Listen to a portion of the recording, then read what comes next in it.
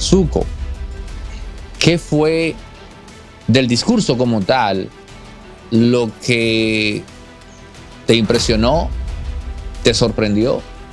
¿Cuál va a ser la posición de los Estados Unidos de Norteamérica de cara a ese nuevo orden mundial? Ya él anunció cuáles van a ser sus relaciones en términos de Norteamérica. Es decir, que él aspiraba a que Canadá fuera el estado 51 de los Estados Unidos. Yo me río porque el que conoce de derecho internacional, cuando tú estudias en la carrera de derecho, que fue lo que yo estudié, tú tienes que dar derecho internacional 1, 2 y 3. Y también date cuenta que el presidente Trump invitó a Xi Jinping a la toma de posesión y Xi Jinping no fue. Una de las posiciones que Trump asume con respecto a Panamá y al canal es porque él dice: no puede ser etiquetado como fascineroso Donald Trump con su acusación de que el canal lo poseen los chinos en verdad. Pero ¿desde cuándo está Estados Unidos construyendo esos aeródromos? Se supone que son aliados, pero ya él ha hecho un planteamiento que no ha sido bien recibido. Por cierto, ¿quién fue en verdad que propició ese alto al fuego por parte de Hamas? ¿Trump o Biden? Lo que se refiere a la cultura woke,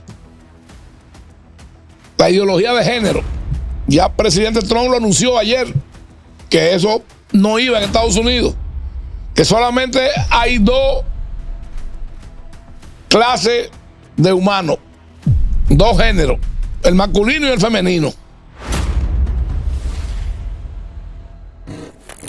Donald Trump, tras su regreso a la Casa Blanca, ha manifestado que la grandeza de Estados Unidos está a la vuelta de la esquina.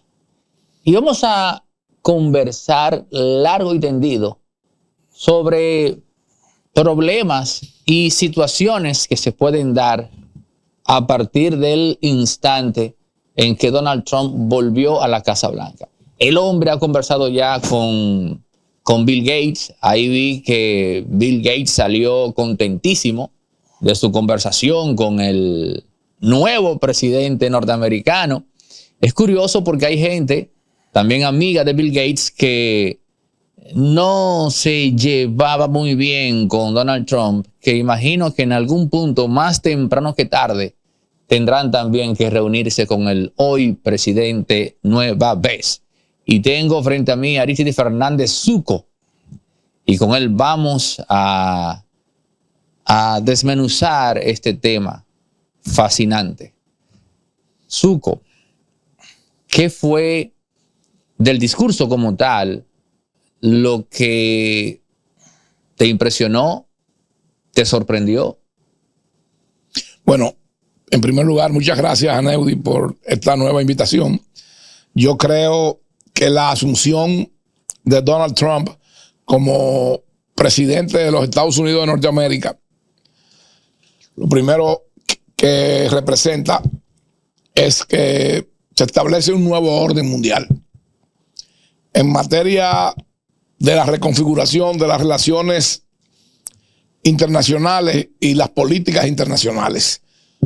Tenemos que observar que del discurso de Donald Trump se desprende cuál va a ser la posición de los Estados Unidos de Norteamérica de cara a ese nuevo orden mundial y a esas relaciones internacionales en términos diplomáticos y en términos políticos. Tú estás diciendo, espérate que esto es importante, tú estás diciendo que viene un nuevo orden mundial a raíz de su llegada, pero no un orden mundial que va a instaurar él, sino que es una configuración que se va a dar de los demás elementos hegemónicos existentes a partir de su presencia.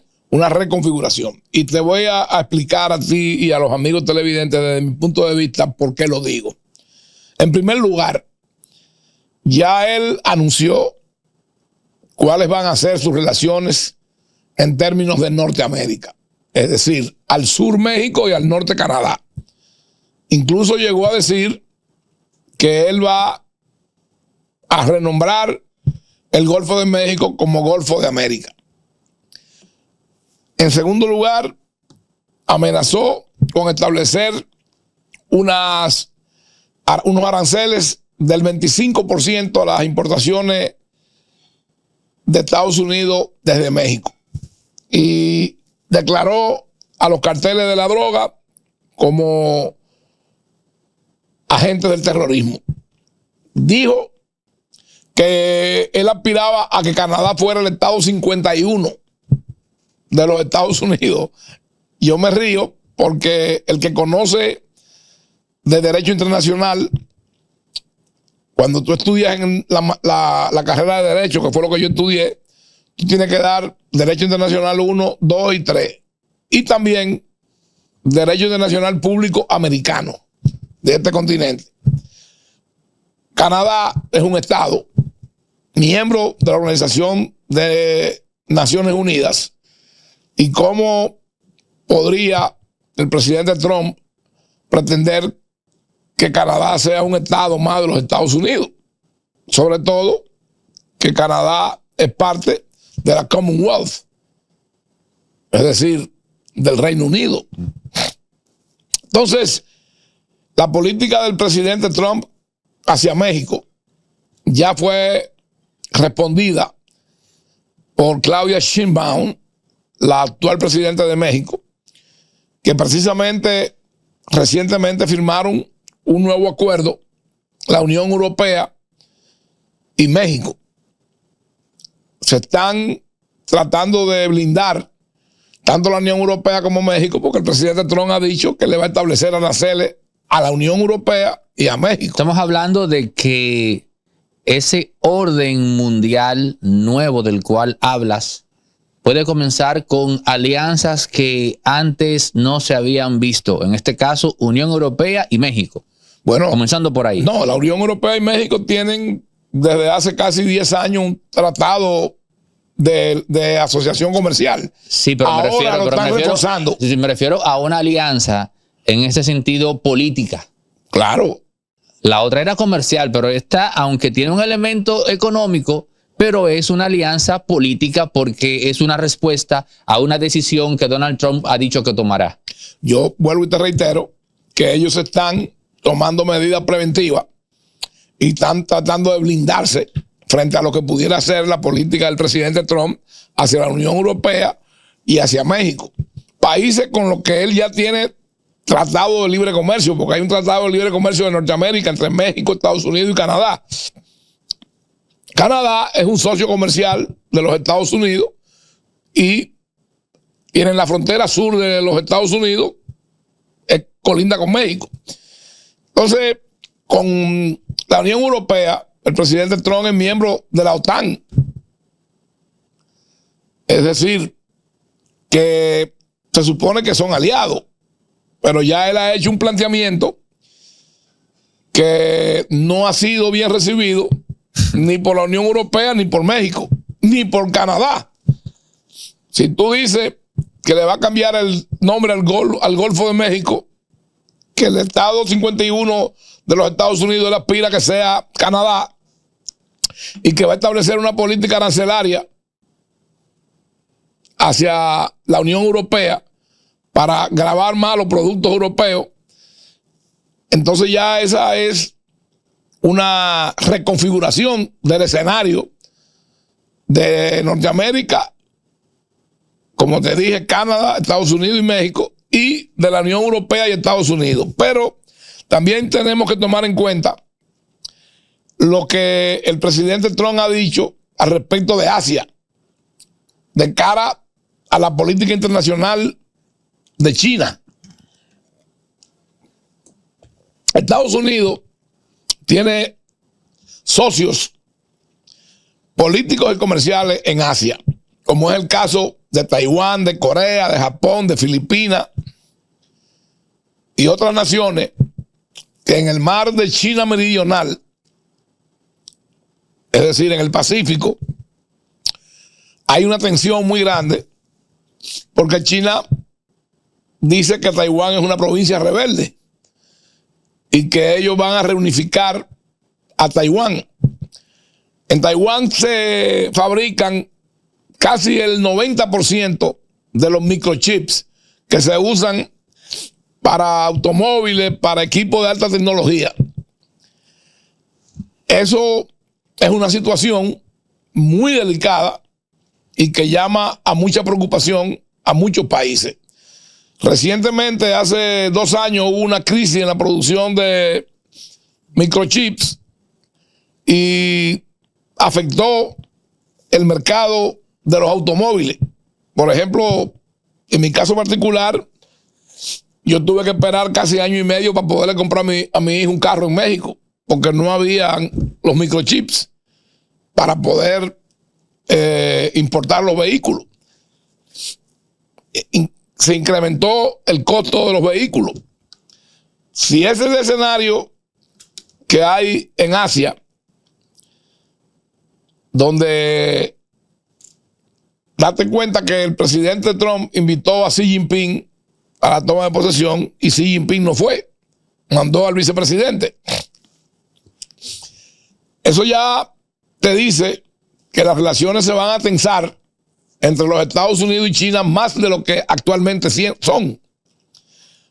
Es un competidor en materia comercial, es un contendor en materia militar, en materia de la influencia política internacionales.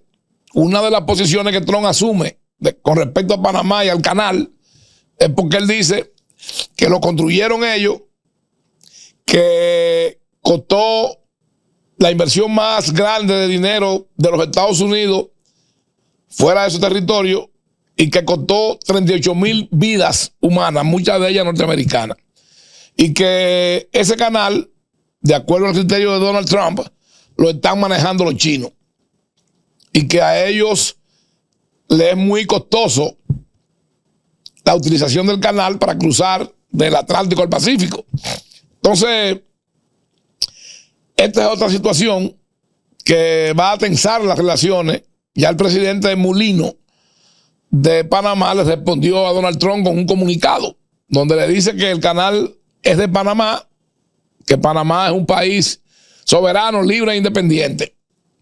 ¿Cómo yo entiendo que podría Estados Unidos retomar el control del canal de Panamá? Tendría que ser necesariamente por la fuerza, utilizando su poderío militar, como ya lo vimos en una oportunidad con Noriega. Manuel Antonio Noriega, que mucha gente dice que cantó como un gallo y puso como una gallina porque salió con un machete en la mano a desafiar a los norteamericanos, y cuando los norteamericanos llegaron, se asiló en la Nunciatura Apostólica de Panamá. Lo mismo pienso yo, que si los norteamericanos decidieran enfrentar a Venezuela, lo mismo va a ser Maduro también. Porque eso es mucha bulla para generar espacio en los medios de comunicación, opinión pública internacional. Pero el poderío militar de los norteamericanos es avasallante.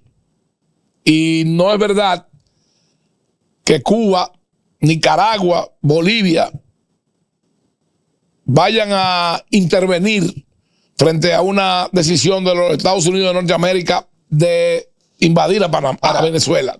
Pero no, vamos para Venezuela en breve, amén de Panamá.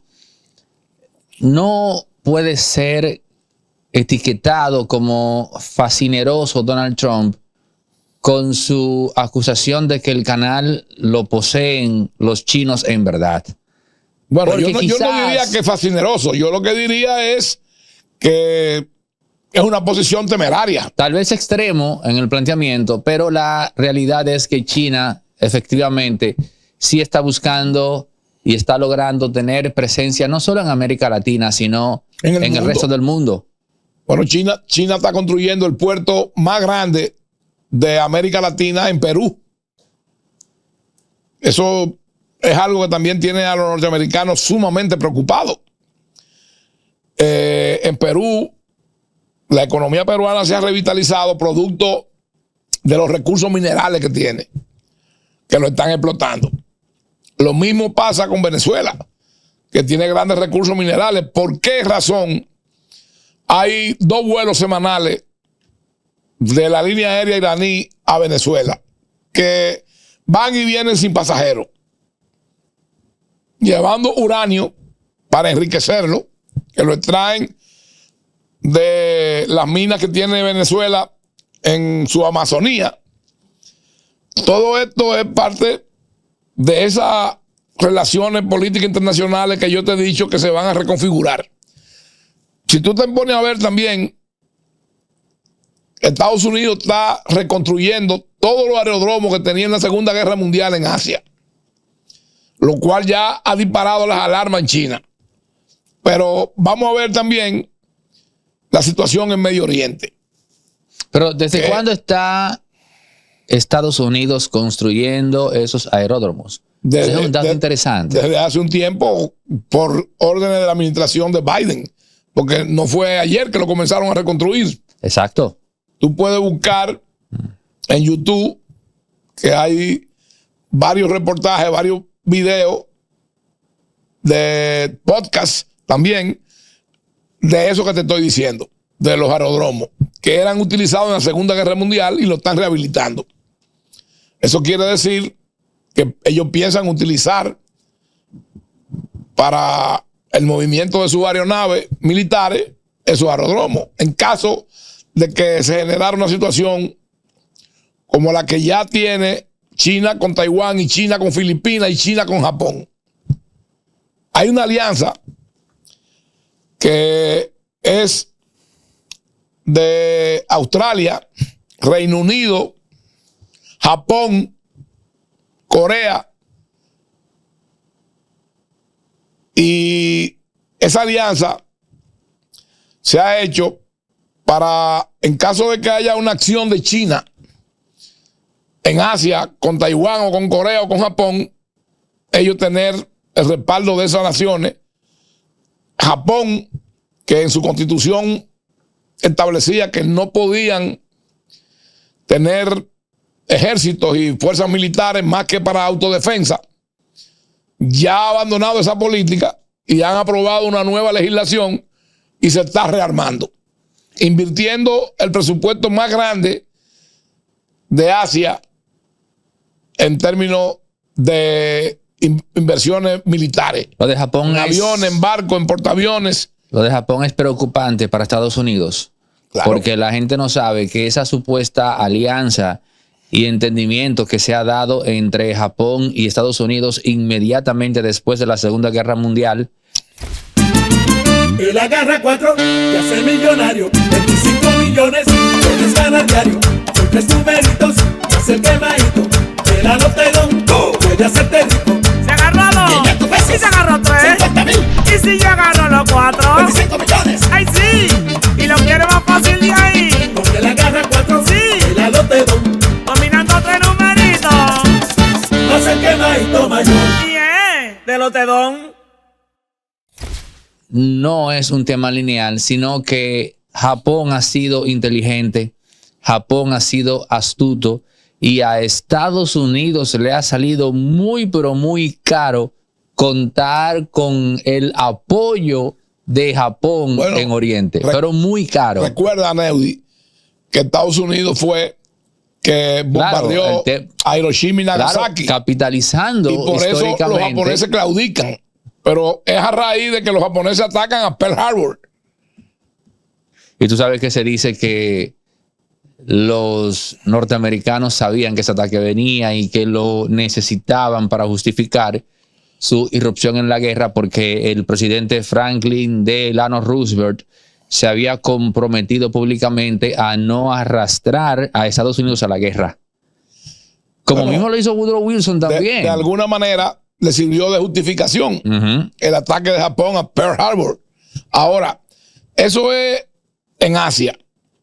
Si nos vamos al Medio Oriente, está la situación que tiene Estados Unidos con Irán, con Afganistán, con Irak, con Siria, y la situación de Israel frente a Hamas y a Hezbollah, con el respaldo de Irán. Por cierto, ¿quién fue en verdad que propició ese alto al fuego por parte de Hamas? ¿Trump o Biden? No, según lo que tenemos entendido, es a instancia de las declaraciones de Trump, pero ya Biden estaba haciendo los esfuerzos para que se hiciera el alto al fuego. ¿Por qué se materializa? Porque ya ellos están atribuyéndose que en el primer día de gobierno de él, antes de asumir, se firmó el acuerdo de paz. Entonces, él está diciendo que ya está dando resultados. Eso es enfocando la situación en el Medio Oriente. Pero entonces hay una situación de Estados Unidos de cara al conflicto de Rusia y Ucrania, que ya en el día de ayer el presidente Putin ha felicitado al presidente Trump, y el presidente Trump ha dicho que tiene pendiente conversar en esta misma semana con el presidente Putin y con el presidente Volodymyr Zelensky para propiciar un acuerdo de alto al fuego y cese de la guerra. Pero todas las informaciones que usted puede recabar indican que la guerra de Ucrania y Rusia se está inclinando a favor de Ucrania.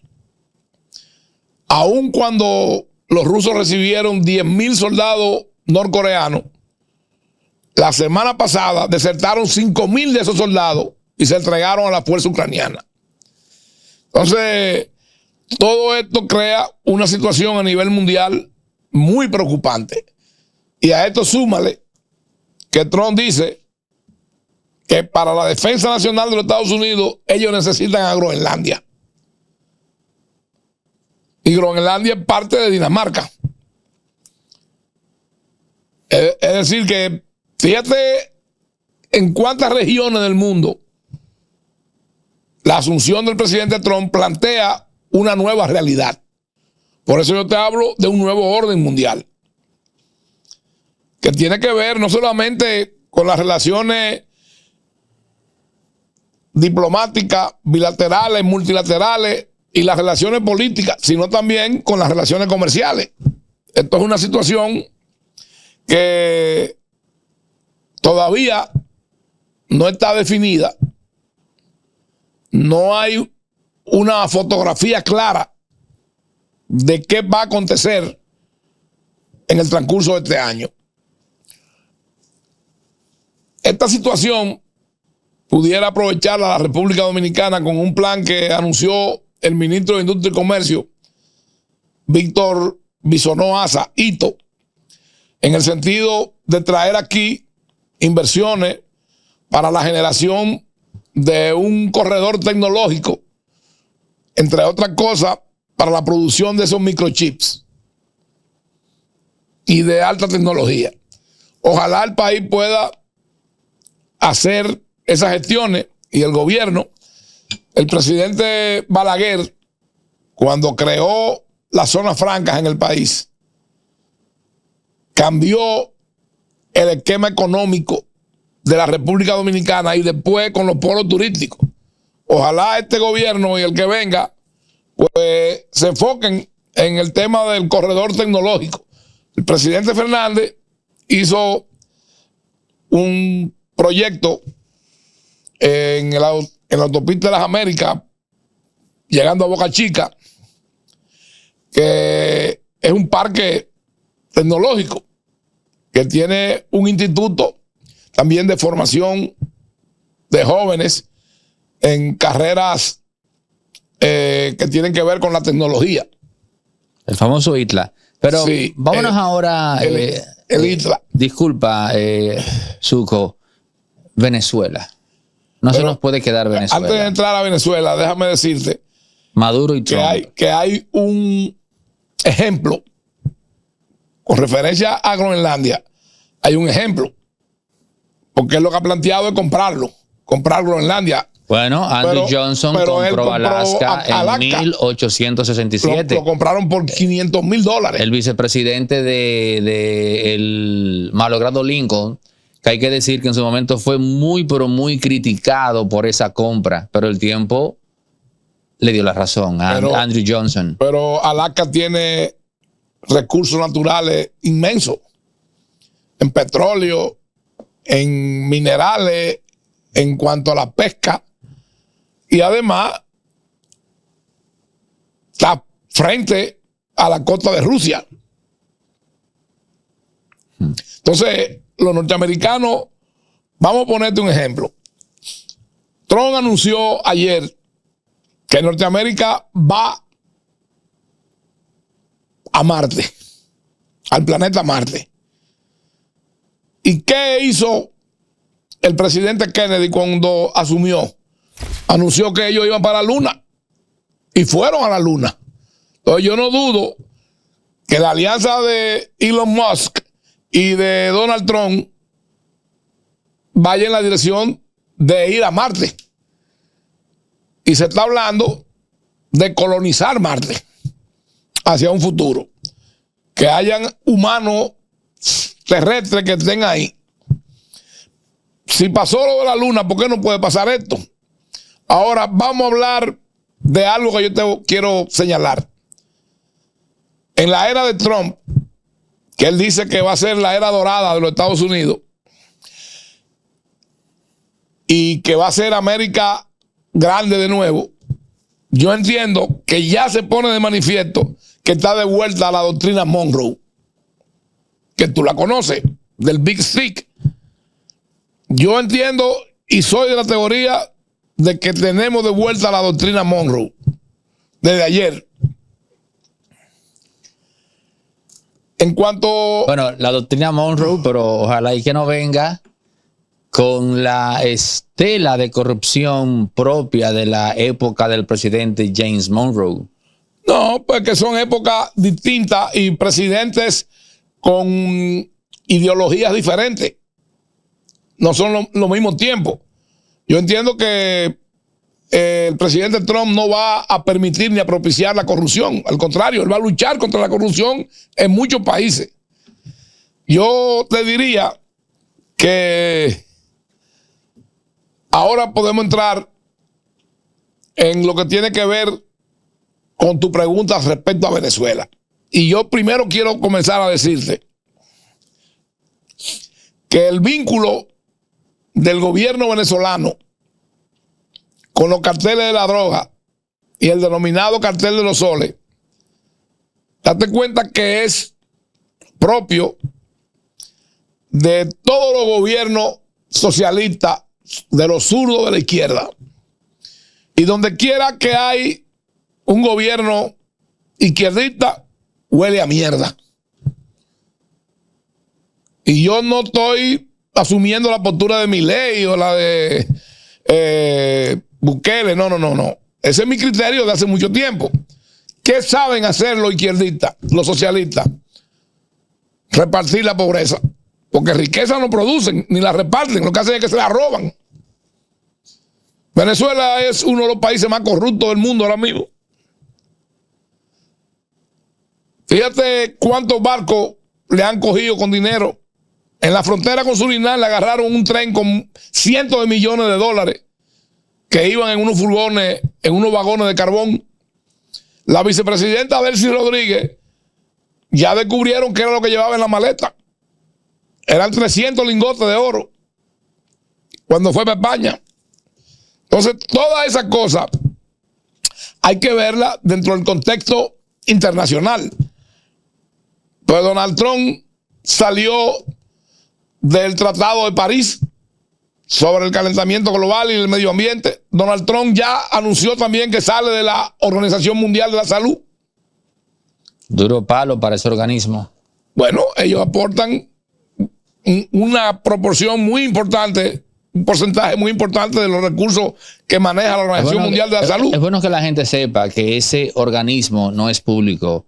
La Organización Mundial de la Salud es un organismo privado. Bueno, es un organismo de las Naciones Unidas que opera con fines de lucro. es un organismo de las Naciones Unidas que ha sido utilizado para validar incluso la pandemia del COVID y hacer negocio con la vacuna, con la mascarilla, avalado por el presidente de la Organización Mundial de la Salud.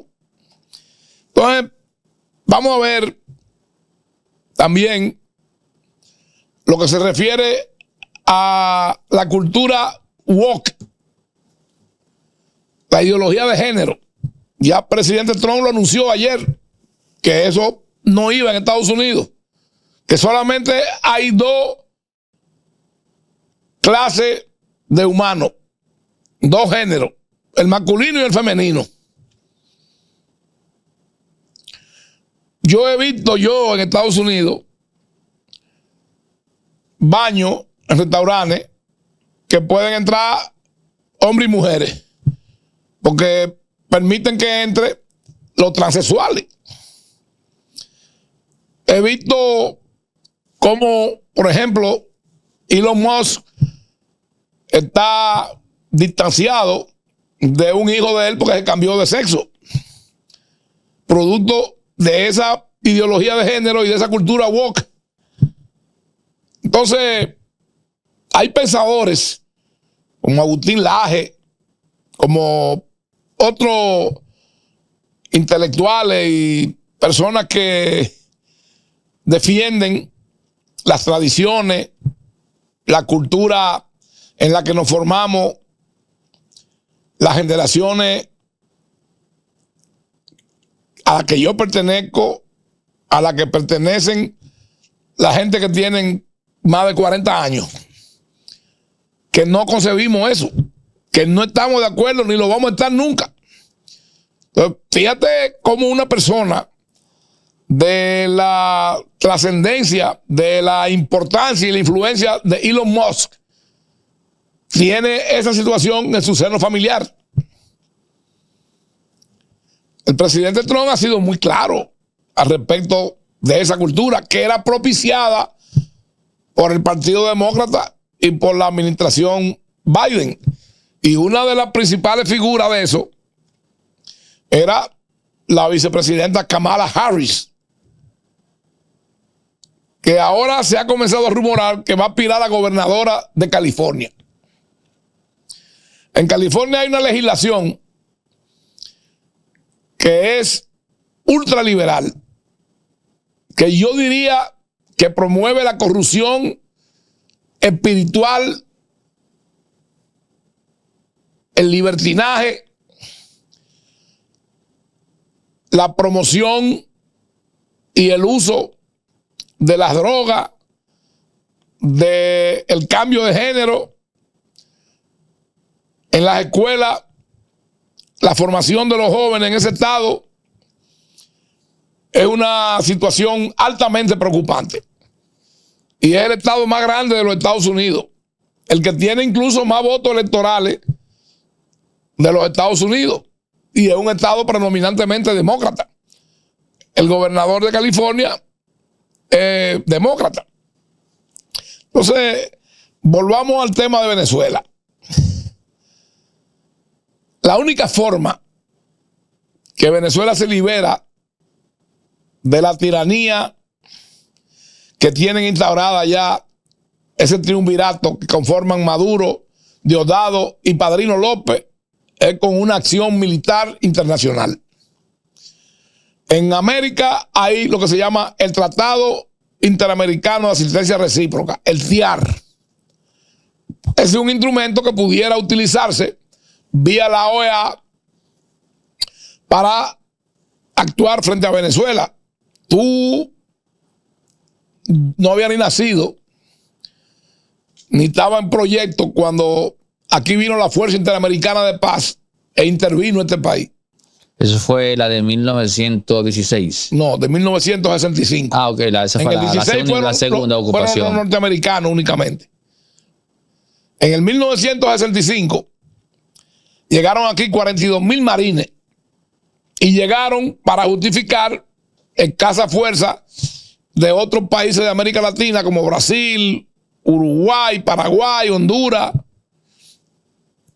Colombia, pero era una justificación, porque eran pequeñas cantidades de soldados, como los que están llegando a Haití, que si tú te pones a ver, hay 9 soldados de Bahamas, 2 de Honduras, 8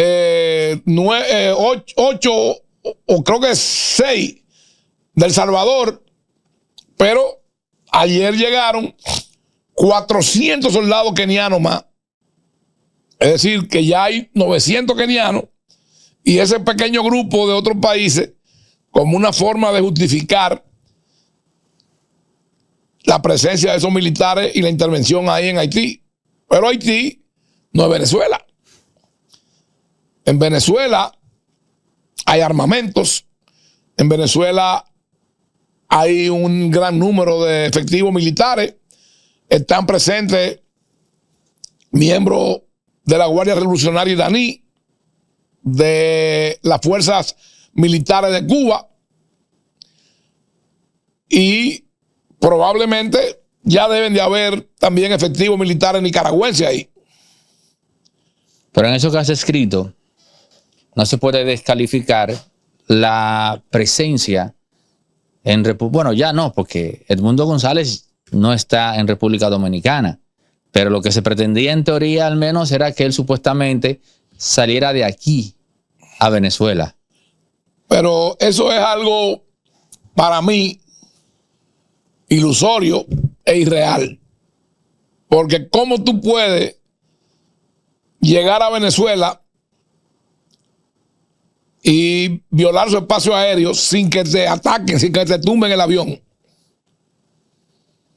No hay posibilidad de que ese señor, a menos que no sea con una fuerza internacional, llegue ahí y se genere ese conflicto.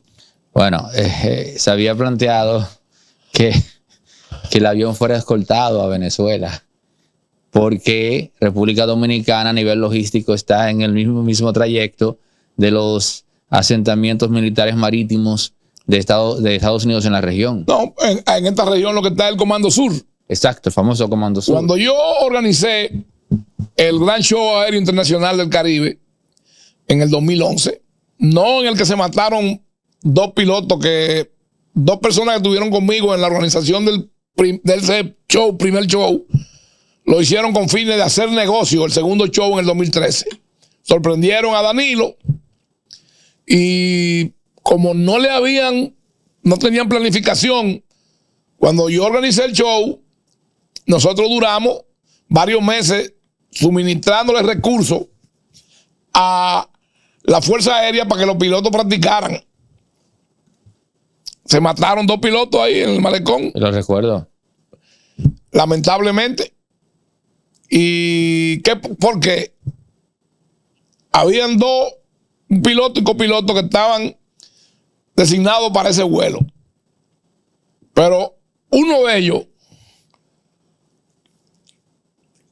presentó una situación en la que él estaba indispuesto, enfermo, lo cual no era verdad. Era que el tipo sabía el riesgo que corrían y entonces no quiso ir y pusieron un suplente. Pero el argumento era que estaba enfermo, con un permiso, con un certificado médico. Yo estaba en la playa, en Palmilla, en La Romana, frente a la isla Saona, cuando me avisan, el capitán de mi embarcación, de mi lancha, me dice que me están llamando por teléfono para darme una información. Cuando yo estoy en el agua, él coge los teléfonos. Cuando yo me acerco, que me hablan, me dicen: mira, acaba de pasar esta tragedia. Se acaban de matar 2 pilotos de 20 y pico de años en el show aéreo que están haciendo aquí. Entonces, hubieron gente que confundieron el show del 2011 con el de ese fatal accidente del 2013. Aquí vino, en el que yo organicé, un teniente general del Comando Sur, el jefe del Comando Sur.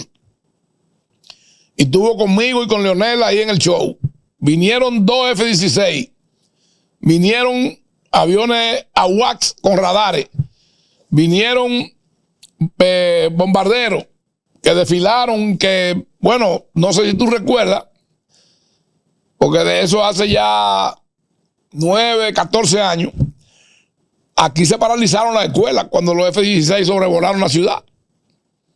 A mí me llamó un general apellido Puig, que trabajaba en el cuerpo de ayudantes militares. Mire, Chato, que dice el presidente que pare esos aviones porque sobrevolaron aquí por la Doctor Delgado y se rompieron cristales del palacio y hubieron muchísimos problemas. Cuando ellos doblaron ahí, que pusieron la turbina de frente al palacio, esa vaina generó una situación en que paralizaron aquí la escuela, las universidades, todo, con ese estruendo que generan esos motores. Para lograr eso, yo tuve que ir a la sede del Comando Sur y entrevistarme con el teniente general que estaba ahí en ese momento, porque ahora es una mujer, la jefa. Y ellos, a través del Departamento de Estado y el Departamento de Energía de Estados Unidos, nos facilitaron todos esos aviones y helicópteros. Estados Unidos ya tiene aviones de quinta generación, como el F-35. Con esos aviones, ellos pueden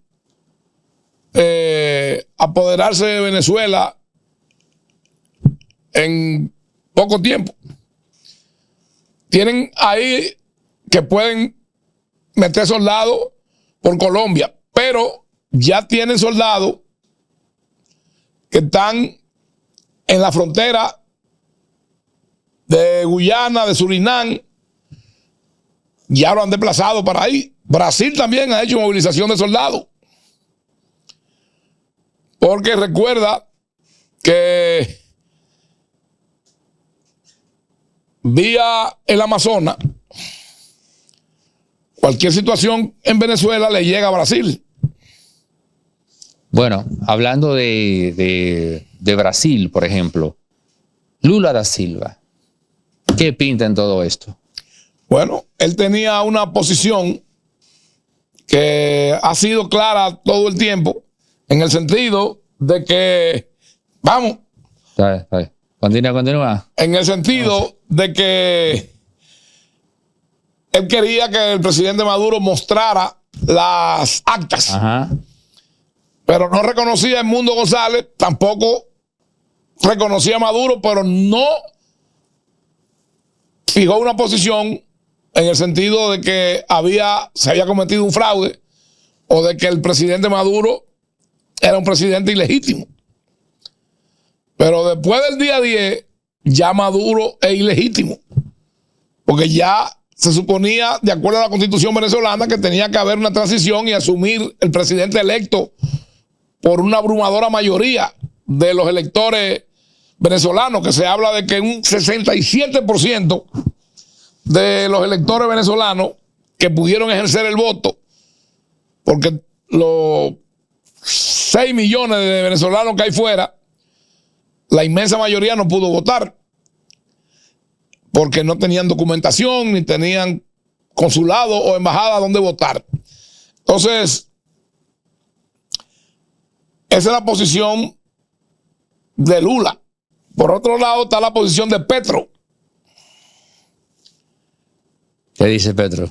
Petro no ha dicho tampoco que Maduro es ilegal, pero tampoco reconoce que el resultado de las elecciones favorece a Edmundo González. Y la presidenta de México, Claudia Sheinbaum, que yo no sé si tú sabías que ella militó en la guerrilla del M-19 en Colombia. Pero fíjate cuál es el esquema mental de esta señora, que se formó en 2 de las mejores universidades de Estados Unidos y entonces termina siendo miembro de una guerrilla en Colombia. Y ahora es la presidenta de México. No me sorprende porque el principal, si se quiere, expositor del antiamericanismo son los campus universitarios de ese país. Claro, de ahí es que se ha generado una corriente que ha influenciado. Crítica del capitalismo y todo eso. Que ha influenciado a las últimas 2 generaciones de los egresados de las universidades y con una teoría de que hay una élite, de que hay una oligarquía que supuestamente es la que maneja y gobierna los Estados Unidos. Y si tú te pones a ver, ayer en la toma de posesión de Trump, ¿quiénes estaban ahí? Mark Zuckerberg, Jeff Bezos, Elon Musk. Ahora me entero por ti, porque yo no lo había visto, que se reunió con Bill Gates. Entonces, eso le está mostrando al mundo que Estados Unidos y Donald Trump tienen el respaldo de la persona más rica del mundo. Porque ayer estaba ahí también el señor Arnault, que es el dueño de Louis Vuitton, que es el dueño de las marcas más importantes de la moda en el mundo. Y uno de los hombres más ricos, el más rico de Francia. Es decir, que Donald Trump estaba diciendo: yo tengo el respaldo de los seres humanos más poderosos del mundo. Y mírenlo ahí donde están. Entonces, por ejemplo, la tarea de Elon Musk es reducir en una cuarta parte la estructura administrativa y de funcionarios de agencias y de diferentes dependencias del gobierno de los Estados Unidos. Una cuarta parte. O sea, ¿cuánto representa eso en dinero, en valor monetario? Yo en una oportunidad te dije aquí en este programa que mucha gente no sabe aquí quién es el que maneja la economía y la macroeconomía del país. La Junta Monetaria y el Banco Central, que son organismos del Estado, como en la mayoría de los países. Sin embargo, en Estados Unidos, la Reserva Federal no es del gobierno. Es de 12 bancos.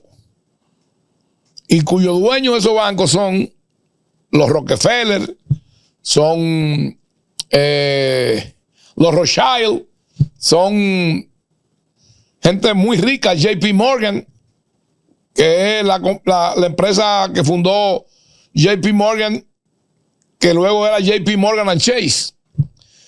El gobierno norteamericano solamente pone el presidente de la Reserva Federal, pero los miembros son gente del sector privado. Estados Unidos, por su constitución, no puede contraer deuda externa.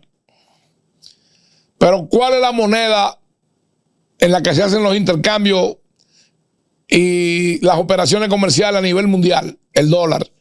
Sin embargo, ¿quién controla la emisión de dólares? La Reserva Federal. Aunque hay que decir que la frecuencia con la que el dólar es utilizado como moneda de intercambio a nivel mundial ha ido en descenso. Ha ido en descenso, pero todavía es la moneda. Por ejemplo, tú sabías que la India le pagó la deuda parte de la deuda que tenía con Rusia, se la pagó con mandarina. ¿Mandarina? ¿Cómo? Sí, ¿por qué? ¿Mandarina? Porque los rusos no quieren rupia. ¿Cuál es el valor de la rupia en el mercado mundial? Pero los hindúes tampoco quieren rublo. Entonces, ¿cómo se establece lo que llamábamos el petrodólar? Henry Kissinger va donde el rey Salmán y el rey Fahd antes, que Salmán era hijo del rey Fahd en Arabia Saudita, y hacen un acuerdo para que las transacciones del petróleo y sus derivados se hagan a través del dólar. Pero ¿qué pasa? Que ahora los BRICS, que por cierto ayer había un revuelo porque un periodista cometió un error al formularle una pregunta a Donald Trump y se interpretó como que el presidente Trump había dicho que Venezuela era parte de los BRICS. Pero hace menos de un mes que a Maduro lo aquerosearon y lo dejaron fuera de los BRICS cuando hubo la reunión en Rusia. Sí, recuerdo. Entonces, los BRICS quieren crear una moneda como el euro. Ellos quieren crear una moneda. ¿Y quiénes son parte de los BRICS? India, China, Brasil, Chile. No recuerdo qué otros países más. Rusia, Sí, Rusia. India, Brasil, Sudáfrica. Sudáfrica también está. Sí. Entonces, con el interés y la intención de comerciar entre ellos y obviar el uso del dólar. Y como tú muy bien dices, ya ha declinado, ha descendido. Digamos que el circulante del dólar en los mercados internacionales, pero todavía es predominante. Y eso es lo que Donald Trump está diciendo, que él quiere devolverle a los Estados Unidos. Make America Great Again.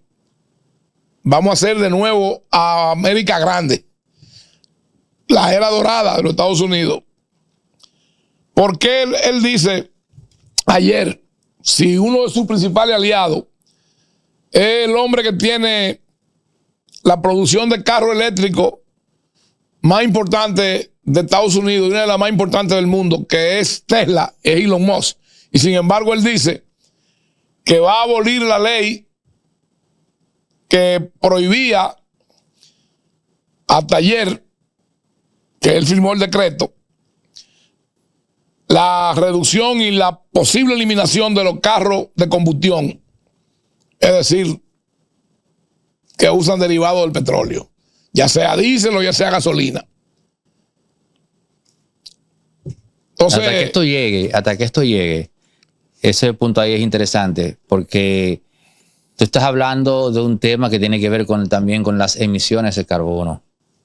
Porque lo que se plantea es supuestamente regularizar esa industria para impedir que el aumento de la frecuencia de las emisiones de dióxido de carbono calienten el planeta, etcétera, etcétera. De CO2.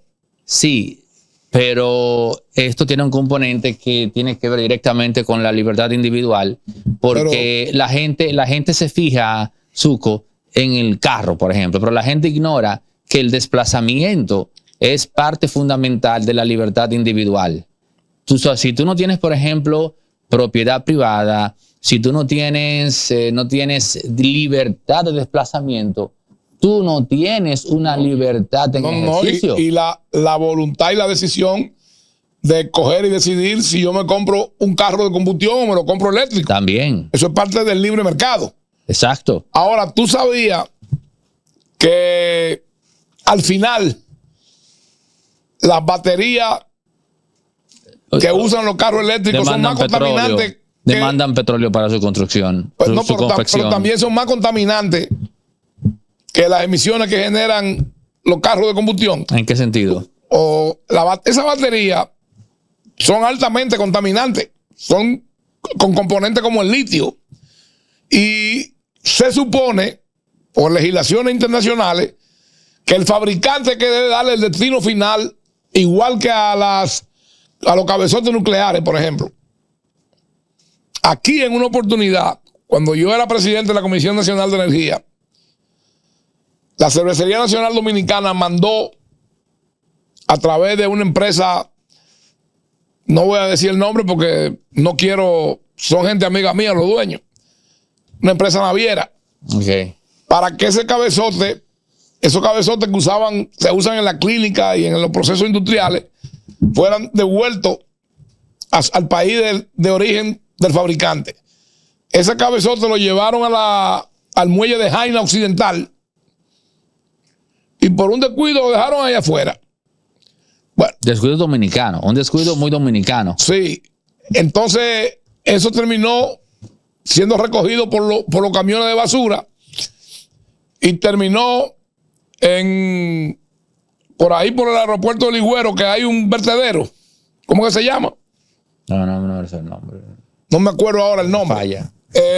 Unos niños lo cogieron, lo encontraron de lo que llaman buzo y se lo llevaron para su casa. Nosotros, incluso con participación del Departamento de Energía de los Estados Unidos, arrancamos a buscar el cabezote. Cuando finalmente descubrimos que había estado en el Higüero, en ese vertedero que hay ahí, Duquesa, que se llama. Ubicamos con gente ahí, a unos muchachitos se lo llevaron. ¿Y dónde están? Cuando ya habían gente que se le estaban cayendo la oreja, pedazos de nariz. Eso está documentado. Cuando el terremoto de Haití, el Departamento de Energía de Estados Unidos nos pide, con unos equipos que nos habían donado la Organización Internacional de Energía Atómica, que yo soy el único dominicano que ha estado en el Consejo de Gobernadores de la OIEA, Organización Internacional de Energía Atómica, y nos habían donado unos equipos, y nos piden que nosotros ayudemos a recuperar 9 cabezotes que habían en Haití, nucleares. Con eso tú lo coges, que era la mayor preocupación, y una gente hace una bomba sucia y explota un aeropuerto. Entonces, nosotros logramos recuperar 8 en los escombros, pero hay uno que todavía no se ha encontrado. Está en Haití. Quién sabe si lo tienen en alguna de esas bandas o está todavía en unos escombros. Pero oye lo que te estoy diciendo, eso puede utilizarse para hacer lo que denominan una bomba sucia con energía nuclear. Aquí, yo, cuando era presidente de la Comisión de Energía, tuve que retirar un cabezote de eso que había en el Hospital Central de la Fuerza Armada, ahí en Ortega y Gasset, y otro que cuando llegamos a buscarlo, estaba en un hospital de la UCE, de la Universidad Central del Este, en un sitio que ni candado tenía. Fíjate la alta peligrosidad que eso tiene. Y así era que andaba eso hasta que aquí nosotros hicimos una regulación a través de la Comisión Nacional de Energía para el manejo, el uso y el destino de ese tipo de productos. ¿No te llamó la atención la manera en la que Donald Trump se dirigió en su discurso? Yo lo percibí mucho más tranquilo de lo usual. Date cuenta que el discurso de la toma de posesión, él lo estaba leyendo en un teleprompter. Pero después, más tarde, en otro discurso que él da, que ya no es leyéndolo, ahí sale el Donald Trump original.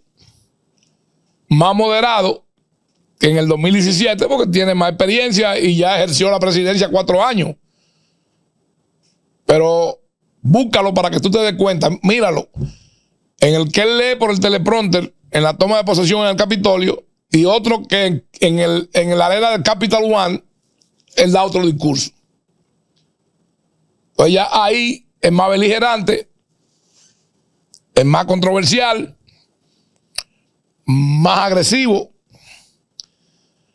y nos recuerda en cierta medida al Donald Trump que gobernó Estados Unidos desde el 2016 al 2020. Porque al final, personas de esa edad no cambian su comportamiento, su ideología, su forma de manejarse y expresarse, sus concepciones político-filosóficas. Ahora, ¿qué tenemos en Donald Trump? Bueno, es un hombre conservador, es un hombre de derecha, es un hombre que cree en el libre comercio, en las economías de generar el desarrollo, pero libre comercio con serias restricciones arancelarias. Claro, porque es para proteger su mercado. Date cuenta que él va a tener un gobierno proteccionista. Entonces, ahí es que la gente analiza, por ejemplo, la alianza de Milei con Trump. Milei, el argentino, Dice que él es libertario. Pero Trump es hegemónico, imperialista. Entonces son dos concepciones muy distintas. La gente dice, por ejemplo, bueno, que Milei y Bukele son igual. No, no son igual. No son igual. Ellos podrán manifestar un discurso en el que tienen puntos de coincidencia, pero no son igual.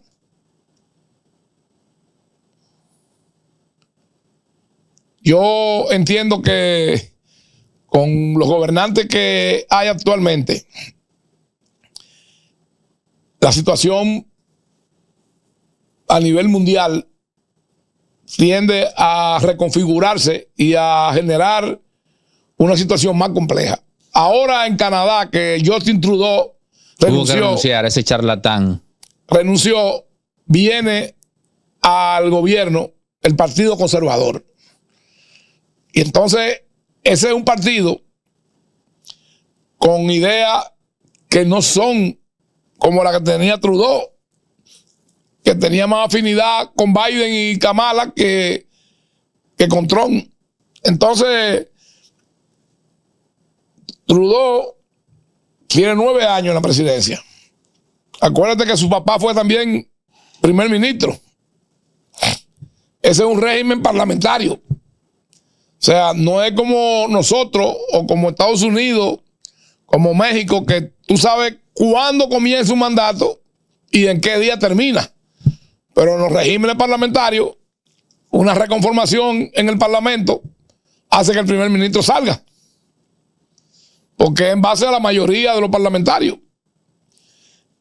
Trudeau tiene que salir ahora. Y sale, yo diría que con el mismo debacle y el mismo descrédito que salió Biden.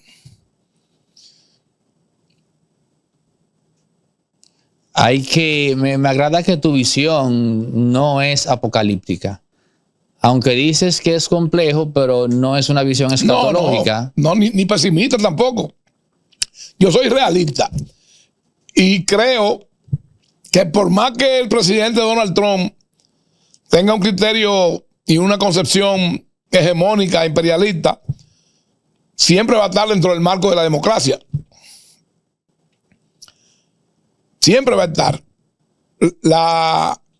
El temor que hay se cierne sobre los gobernantes de ideología de izquierda socialista que quieren perpetuarse en el poder a través de la manipulación de las sociedades y de el manejo de la constitución y de los votantes, de los electores. ¿Cuántos años tiene Putin en la presidencia de Rusia? Sí, pero Putin no se puede decir que es un tipo de izquierda, pero no se puede decir que sea de izquierda. No. Nada que ver con eso. No, pero Putin era de los servicios de inteligencia rusos, de la KGB, pero mira, que ahora es el FSB. Lo que tú planteas de los peligros a la democracia puede quedar mucho más claro, Zuko, si la gente, o esta es mi visión, no sé si tú la compartas, si la gente tiene claro que democracia se trata básicamente de garantizar un cambio de mando pacífico. Transiciones. O sea, por donde quiera que tú trates de evaluar la democracia, no, la democracia es la voluntad de la mayoría. Quedará a deber. Bueno, no, es un término griego, democracia, demo y cracia. Se supone que es el gobierno del pueblo. No, que democracia es el gobierno de las garantías de las libertades individuales. También te va a quedar a... O sea, todo eso te va a generar debate. De si sí o si no, de si es cierto o no. Pero cuando tú dices... democracia es un modelo de gestión política que garantiza la transición pacífica del poder. Eso no está a discusión. Porque si hay una sola cosa que la democracia ha exhibido es precisamente el cambio de mando sin confrontación física. Se supone que el concepto que describe y enmarca la democracia va mucho más allá de lo que hoy en día se concibe como democracia. ¿Qué es lo que tú estás diciendo? Cada X años hay elecciones y debe haber una transición dentro del marco de la ley pacífica, ordenada. Sí. Pero se supone que la democracia debe garantizar el bienestar social, la salud, la educación, debe garantizar equidad y muchas otras cosas. Pero Zuko, ahora recuerda que al rey también se le exigía eso, al monarca. claro, pero la monarquía se supone que en la monarquía moderna se supone que es un término donde la figura del rey es más protocolar que ejecutiva en términos del gobierno. Quiero decir que al rey en su tiempo, cuando la monarquía era gobierno, la gleba también le exigía seguridad, Pero por claro, ejemplo, y todo eso al rey. O sea claro. que no es un reclamo social exclusivo de la democracia. Pero ¿por qué en Francia, como en Rusia, con la revolución bolchevique, en Francia con la revolución francesa, derrocan al zar y derrocan al rey en Francia? Por las exigencias que el pueblo tenía, por las situaciones que estaban atravesando. Ciertamente. Pero pienso que muchos temas quedarían, si se quiere, fuera de debate, que en muchas ocasiones para mí entra en el campo de lo estéril, porque, tú vas a escuchar a los políticos hablar de culminar, o sea, de finalizar, terminar, acabar con la riqueza, de acabar, por ejemplo, con la inseguridad ciudadana, pero la gente no termina de aceptar que esos temas siempre van a existir mientras vida humana se tenga, y que el planteamiento de eliminarlos lo único que hace es conducirnos a un infierno peor en la mayoría del que ya sentimos o creemos que tenemos. Aneudi, en la mayoría de los casos y de los países, eso queda en el plano de la demagogia. Eso no se hace realidad. La gente va y vota cada cierto periodo de años para poner un presidente que al final es más de lo mismo.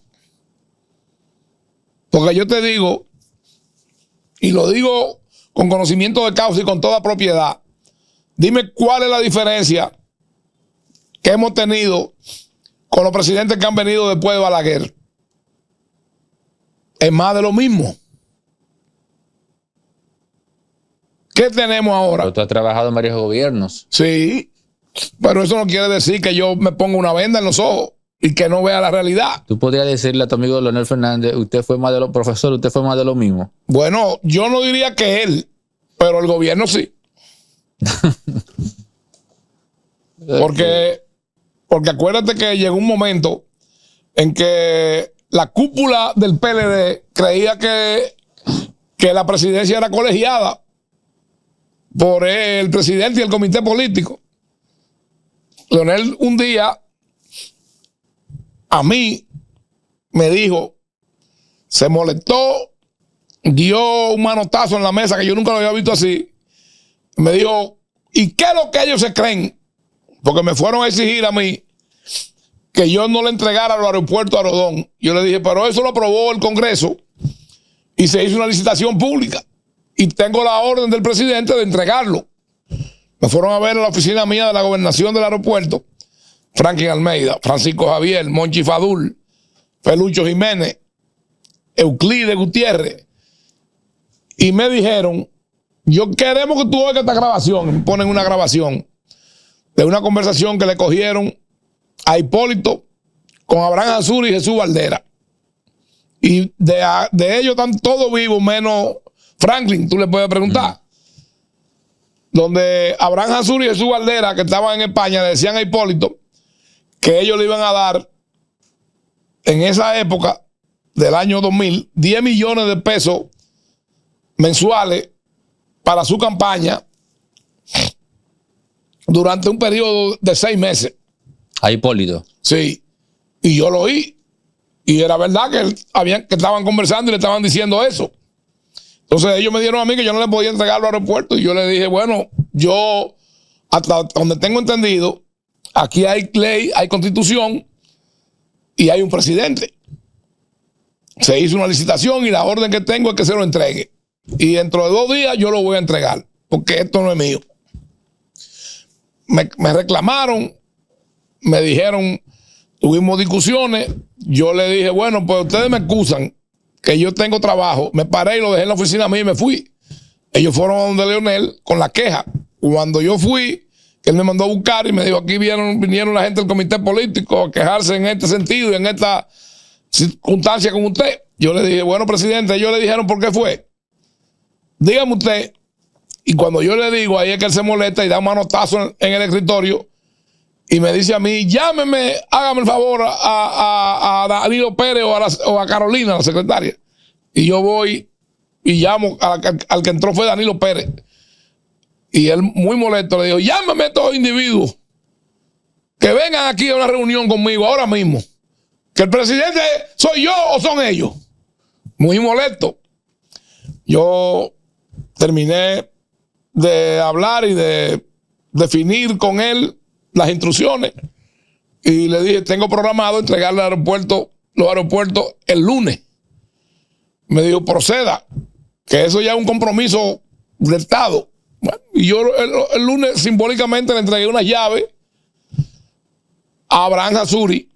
Yo era gobernador del Aeropuerto de las Américas. Y sin embargo, posteriormente, yo como presidente del Departamento Aeroportuario decía mi decreto, aunque ahí lo que la ley establece es un director ejecutivo, voy al Senado y le pido al Senado que le retire y le cancele la concesión a Rodón